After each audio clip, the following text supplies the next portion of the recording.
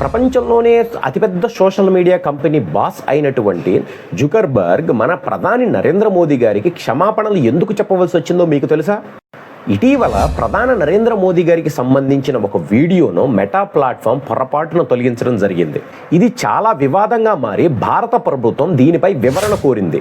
దానికి బదులుగా మెటా సంస్థ ఇది సాంకేతిక లోపం వల్ల మాత్రమే ఈ వీడియో తొలగింపబడింది అని వివరణ ఇచ్చినా కూడా అనంతరం సంస్థ తరపున క్షమాపణలు కూడా తెలియజేసినప్పటికీ ఈ ఘటన తర్వాత భారత్లో మెటా యొక్క కంటెంట్ మోడరేషన్పై వివాదం మరింత వేడెక్కుతుంది. ఇది నిజంగానే టెక్నికల్ తప్పిదమా లేదా పెద్ద వ్యవస్థలో లోపానికి సంకేతమా?